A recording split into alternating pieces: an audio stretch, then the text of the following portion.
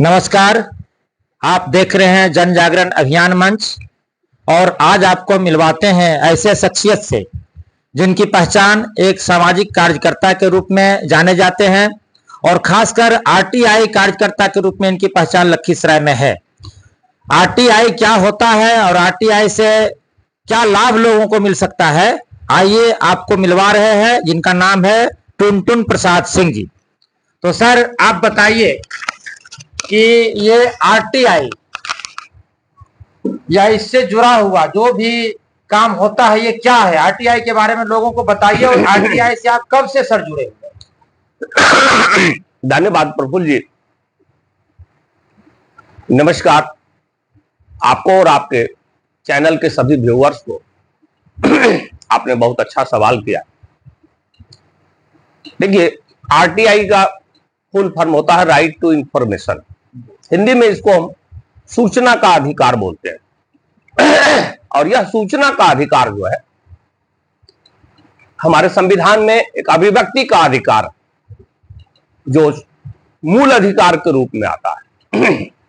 व्यक्ति के अभिव्यक्ति पर देखते हैं बराबर ये होता है कि भाई किसी की अभिव्यक्ति को आप रोक नहीं सकते हैं। संविधान किसी को भी अपना विचार रखने का अधिकार देता है। तो उसी संविधान की धारा 19 से अभिप्रेत सूचना का अधिकार भी है। यह विधेयक जो है 2005 में 11 मई को लोकसभा पास किया, 12 मई को राज्यसभा पास किया और 15 जून 2005 को भारत के राष्ट्रपति की अनुमति प्राप्त हुई तथा भारत के राजपत्र भाग 2 खंड 1 दिनांक 21 जून 2005 को प्रकाशित हो गया। यानी उसके बाद ये कानून का रूप धारण कर लिया और ये भारत की जनता को खासकर प्रशासनिक क्षेत्रों में पारदर्शिता एवं शुद्धता और जवाबदारी निर्धारित करने के लिए यह कानून का उद्देश्य था लाने का। अब रही बात कि भारत को जनता को इससे क्या फायदा होता है, तो मेरा अपना जो अनुभव है, मैं 2005 से ही सूचना अधिकार का प्रयोग कर रहा हूं। उसमें मैं धनबाद में संपादकों की संगति में रहता था और 2005 में यह कानून आने के बाद मैं थोड़ा सा आपका समय लेना चाहूंगा क्योंकि डिटेल में बताएंगे तो आपके व्यूअर्स भी समझ पाएंगे इसको। तो झारखंड सूचना आयोग का गठन झारखंड में 2005 में ही इसको लागू कर दिया गया और वहां क्योंकि कई एक संपादकों के संगति में हम रहते थे तो रांची एडिशन के वैद्यनाथ मिश्र पहला झारखंड राज्य सूचना आयोग के मुख्य सूचना आयुक्त बनाए गए थे। वो आए तो हम लोग तो उन्हीं के साथ संगति में रहते ही थे। आने के बाद सभी लोग जो है हमको उनके सामने प्रस्तुत किया और कहा कि ये ऐसे भी यहां खोजी पत्रकारिता करते हैं तो इनको जो है सूचना अधिकार की जानकारी दीजिए। और उन्हीं से मैं पहली बार सूचना अधिकार की जानकारी प्राप्त किया। इस अधिकार की महत्ता प्रफुल्ल जी इतनी है कि अमूमन मान के चलिए तो भारत की जनता को मुख्य रूप से 2 ही ऐसे अधिकार प्राप्त हैं जिसका वह स्वयं उपयोग कर सकती है, बिना किसी के पूछे, बिना एक पैसा खर्च किए हुए उसका उपयोग कर सकती है। और दोनों ये अधिकार बहुत महत्वपूर्ण और बहुत बड़ा अधिकार है। एक से हम बड़ी बड़ी हस्ती, बड़ी बड़ी राजनीतिक दलों को हम फर्श से अर्श से फर्श पर ला सकते हैं, जिसे आप वोट का अधिकार बोलते हैं। दूसरा ये उससे भी भयानक और बड़ा अधिकार है। भयानक शब्द तो थोड़ा सा ये हो जाता है, उससे भी ज्यादा महत्वपूर्ण अधिकार है। और उस अधिकार में तो है कि 18 वर्ष की से उम्र भी ये होती है कि 18 वर्ष से नीचे के लोग उसका उपयोग, वोट का अधिकार नहीं प्रयोग कर सकते हैं। लेकिन सूचना के अधिकार में यह कहीं नहीं लिखा गया है कि सूचना मांगने वालों की उम्र क्या होगी, लिंग क्या होगा, एजुकेशन क्या होगा और कहां का रहने वाला है। यह भी इसमें बाध्यता नहीं है। कोई भी व्यक्ति, पढ़ा लिखा या अनपढ़, कोई भी व्यक्ति, संविधान जितना भी और शासन जितना भी अधिकार एक पब्लिक को देती है, उन सारे अधिकारों की जानकारी एकमात्र सूचना अधिकार से हम प्राप्त कर सकते हैं। और मैं इसको कहता हूं कि बहुत सारे लोग किसी बाबा किसी मंदिर में जाके प्रार्थना करते हैं कि हमको ये चीज दे दी। मैं उन लोगों से कहता हूं कि अगर एक सूचना का अधिकार का उपयोग हमारे समाज का हर आदमी करना शुरू कर दे तो किसी नेता के आगे झुकने की जरूरत नहीं है, किसी पदाधिकारी को तलवार चलाने की जरूरत नहीं है। वह आदमी इतना महत्वपूर्ण इतना मजबूत हो जाएगा कि सरकार उसके घर पर आकर दस्तक देगी। इतना बड़ा ये अधिकार। तो सूचना के अधिकार से आम लोगों को क्या फायदा हो सकता है, इस बिंदु पर थोड़ा सा प्रकाश डालिए कि लोग जानते नहीं है कि सूचना के अधिकार से आम लोगों को क्या फायदा हो सकता है। तो मोटे तौर पर तो मैं पहले भी कहा कि सूचना का अधिकार वह कुंजी जिसको ताला में लगाते खोलते हैं ताला को, वह कुंजी है जो हमारा संविधान हमारी सरकार जितना भी लाभ हमको देती है और जितना भी अधिकार एक जनता के नाते हमको दिया है, वह सारा अधिकार एक सूचना के अधिकार के प्रयोग करने से हम प्राप्त कर सकते हैं। कहिए कैसे प्राप्त कर सकते हैं? तो सरकार के पास जो पैसा जमा होता है वह हमारा आपका टैक्स का पैसा जमा होता है। आप कहिएगा कि आम आदमी तो टैक्स देता नहीं है, टैक्स तो देते हैं बड़े बड़े पैसे वाले लोग। तो बड़े बड़े पैसा वाले लोग जो है वो हमसे अधिक पैसा कमाते हैं, इसलिए वो टैक्स देते हैं। असली टैक्स पेयर हमारे देश का जो हमारी सरकार की का जो इनकम है, सकल इनकम, उसमें से लगभग 85% टैक्स जो है वो अप्रत्यक्ष कर के रूप में आता है। जैसे सामान हम खरीदते हैं, उस सामान के खरीदने के बाद जो हम टैक्स देते हैं वो सरकार को जाता है, जो जीएसटी के माध्यम से आती है। तो वो सारा पैसा तो जनता का है और सरकार उसकी योजना बनाती है। मान लीजिए सड़क के लिए योजना बनाई, पुल के लिए योजना बनाई, या हमारे वृद्धा पेंशन, इंदिरा आवास, चिकित्सा, शिक्षा, ये सब में फ्री का बहुत सारे स्कीम है जो कि सरकार हमारे सरकारी पैसा का उपयोग करती है। हमको इसके विषय में कोई जानकारी नहीं होती है। जब तक सूचना अधिकार नहीं था तब तक देखिए कितनी बड़ी विडंबना है हमारी। तब तक ये अधिकार सिर्फ हमारे जनप्रतिनिधि को था कि वो लोकसभा विधानसभा में सूचना मांगेंगे सरकार से, तब वो अखबार में प्रकाशित होगी, तब हम उस विषय को जान पाएंगे। या कुछ कार्यालयों में ऐसा था, नकल लेने का नियम था। इसके सिवा और कोई प्रावधान नहीं था कि आप किसी भी सरकारी काम के विषय में जानकारी ले सकते हैं। लेकिन जब से सूचना आया है, कोई भी व्यक्ति अपने क्षेत्र में कोई विकास का काम हो रहा है, संबंधित कार्यालय से 10 रुपया का पोस्टल ऑर्डर लगा करके, किसी से लिखवा के, खुद वो अपने से टिप्पा मार के भी दे करके उसको प्राप्त कर सकता है। चलिए, बहुत महत्वपूर्ण बात है कि आम लोगों को ये बात पता नहीं है कि हमारे क्षेत्र में जो योजनाएं चल रही है, जो काम हो रहा है, इसमें कितनी राशि आई, कितनी राशि को खर्च किया गया, इसका किस ढंग से उपयोग किया गया।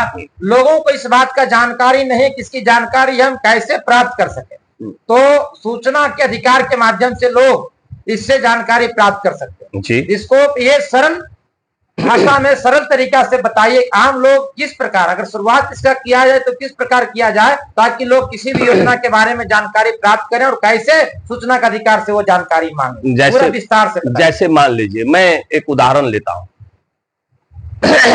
कि हम गरीब आदमी, चाहे हमारा इंदिरा आवास हो या वृद्धा पेंशन हो या ग्राम पंचायत के द्वारा कोई स्कीम हो, सरकार का कोई भी स्कीम जो हमारे यहां लागू है, हम एक 10 रुपया का पोस्टल ऑर्डर लगाएंगे।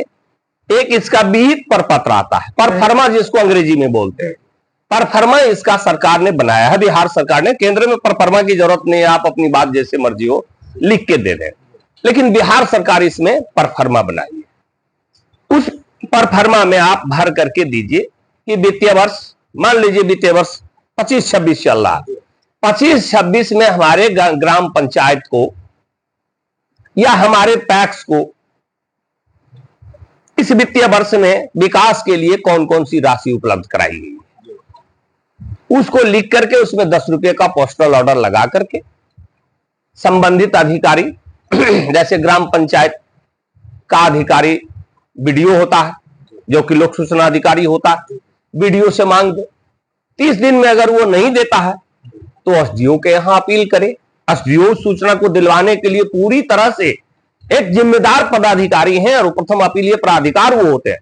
अगर सूचना देय है, दे मतलब सूचना अधिकार अधिनियम के अंतर्गत वो सूचना आती है तो उनको देना पड़ेगा 30 दिनों के अंदर। 30 दिन के अंदर जहां से आप सूचना मांग रहे हैं उनको 30 दिनों के अंदर सूचना देना है। हाँ, अगर वो 30 दिन के अंदर आपको सूचना उपलब्ध नहीं करा पाए, 31वां दिन परिस्थिति में क्या करना चाहिए? 31वां दिन हम जो है जी, प्रथम अपीलीय का एक उसमें भी विहित प्रपत्र है। अच्छा। प्रपत्र 6 बोलते हैं उसको, जैसे मांगने वाला जो होता है उसको प्रपत्र क बोलते हैं, लेकिन उसको प्रपत्र 6 बोलते हैं। उसमें हम भर करके, उसमें भी कॉलम बना हुआ, बहुत भास्ट नहीं है, बहुत आसान है। उस कॉलम को कोई भी आदमी ये कर सकता है। मान लीजिए कोई ऐसा आदमी है, आपने मुझे कहा कि आरटीआई कार्यकर्ता तो मेरा ये काम है 24 घंटा मेरा मोबाइल नंबर मैं आपके चैनल पे बता देता हूं, जो कि कोई भी आदमी मेरा मोबाइल नंबर जो लेकर के सूचना के अधिकार में किसी भी तरह का सहयोग चाहता है तो वो हमसे ले सकता है।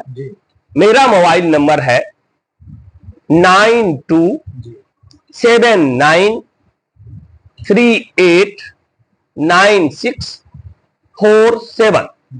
मैं इसको फिर एक बार हिंदी में बोल देता हूं, 92 79 38 96 47। इस पर कोई भी व्यक्ति किसी भी समय फोन करके हमसे सूचना से संबंधित फ्री ऑफ कॉस्ट जानकारी ले सकता है, चाहे वो आदमी कहीं का हो। तो जैसे कि जो पदाधिकारी सूचना नहीं दिए, फिर प्रथम अपील किए, हाँ, प्रथम अपील में भी अगर वो व्यक्ति, क्या समय सीमा है कि कितने दिनों के अंदर उनको सूचना देना है? अगर वो सूचना नहीं देते हैं, इसके बाद की प्रक्रिया क्या हो सकती है? देखिए 85 से 90 दिन तक राज्य सूचना आयोग जाने की सीमा है। मैं आपको शुरू से बता देता हूं, लोक सूचना अधिकारी को 30 दिन में सूचना देना है जी। 30 दिन से पहले उसको आप बाध्य नहीं कर सकते हैं देने के। फिर उसके बाद प्रथम अपील में जाने के लिए आपको 30 दिन का समय दिया गया है। सपोज आप सूचना मांगे, 30 दिन पूरा हो गया, किसी कार्य व्यस्तता के कारण आप नहीं अपील कर सके, इसलिए 30 दिन का समय आपको दिया गया। तो आप चाहें तो आप भी 30 दिन अपना पूरा कर सकते हैं, और नहीं तो लोक सूचना अधिकारी अगर नहीं दिया तो 31वां दिन हम प्रथम अपील में जा सकते हैं। प्रथम अपीलीय प्राधिकार को भी मात्र 30 दिन का समय दिया गया। वो 30 दिन में हर हाल में सूचना दिलवाना पड़ेगा, नहीं तो इस आवेदन का, अपील आवेदन का निष्पादन उनको करना पड़ेगा। अगर सूचना दी है तो लोक सूचना अधिकारी को निर्देशित करते हुए दंडित करने का भी प्रावधान उनके पास है। अगर उनकी बात वो नहीं मानता तो विभागीय कार्रवाई के लिए विभाग को लिख सकते हैं, और द्वितीय अपील यानी राज्य सूचना आयोग के मुख्य आयुक्त को भी वो लिख सकते हैं कि अमुक लोक सूचना अधिकारी संविधान प्रदत्त अधिकार, सूचना का अधिकार का की अवहेलना कर रहा है, जो कि जनहित में नहीं है, इसलिए इनके खिलाफ कार्रवाई निश्चित करें। अगर प्रथम अपीलीय पदाधिकारी भी 30 दिन के अंदर कोई सूचना हमें उपलब्ध नहीं कराते, तो जो सूचना मांगने वाला व्यक्ति है उसके पास क्या रास्ता बचता है कि आगे वो क्या कर सकते? देखिए, रास्ता तो द्वितीय अपील में जाने का है, लेकिन द्वितीय अपील में जाने से पहले क्योंकि कोई भी पदाधिकारी है वह हमारा नौकर होता है, वो सरकारी नौकर है, हमारे ही पैसा से वेतन प्राप्त करता है और हमारे लिए ही यहाँ वो पोस्टेड है जी। उसका चपरासी, उसका किरानी, उसका अधीनस्थ भले हो सकता है, लेकिन एक जनता के लिए चाहे वो कलेक्टर हो, कमिश्नर हो, प्रधान सचिव हो, मुख्य सचिव हो, यहां तक कि मुख्यमंत्री, प्रधानमंत्री, राष्ट्रपति, जज, जितने भी तरह के जज होते हैं सभी लोक सेवक हैं। कोई हमारे हिंदुस्तान में, हमारा संविधान जो बना है, हमारे संविधान में कोई मालिक नहीं होता है, सभी लोक सेवक हैं। लोक सेवक का मतलब आप समझ ही सकते हैं, उसको आप निश्चित रूप में कहे तो जनता का नौकर भी कह सकते हैं, और नहीं तो सेवक मतलब सेवा करने वाला होता है, लोक मतलब जनता होती है। तो ये सारे लोग जनता की सेवा करने के लिए यहां आए हैं और इसके बदले में चाहे भत्ता के रूप में या वेतन के रूप में पगार लेते हैं। ये मुफ्त में सेवा नहीं करते हैं, ये कोई सामाजिक कार्यकर्ता नहीं है, इसलिए इनकी ये जिम्मेदारी है और संवैधानिक जिम्मेदारी है। तो उस पदाधिकारी से आवेदक जाकर के कहेगा कि आप हमारे अपीलीय आवेदन की सुनवाई 30 दिन के अंदर करें, और अगर मेरी सूचना देने लायक नहीं है तो आप इसमें जजमेंट पास करें कि यह सूचना जो है सूचना अधिकार अधिनियम इतना के तहत दे नहीं है, और वो सूचना वो आवेदन जो है अपना निर्णय अपना जो है वो पारित कर दें, पारित करें, लिखित में देना होगा उनको, और उसको लेकर के हम जो है राज्य सूचना आयोग में जाएंगे। ठीक, आप सुन रहे थे, आज सूचना अधिकार के तहत ये पहला एपिसोड आपके सामने प्रस्तुत कर रहे हैं कि सूचना का अधिकार कानून क्या है, इसका उपयोग हम लोग कैसे कर सकते हैं, किस प्रकार कर सकते हैं। इसका आगे भी बहुत सारे नियम है, कानून है, कायदे हैं, इन सभी बातों की चर्चा हम सर से करेंगे और आपको बताएंगे, और आप इसका जितना ज्यादा से ज्यादा लाभ ले सकते हैं अपने क्षेत्र में, अपने पंचायत में। किसी भी तरह का मुद्दा है तो सूचना के अधिकार के तहत आप उस योजनाओं के बारे में जानकारी प्राप्त कर सकते हैं। धन्यवाद।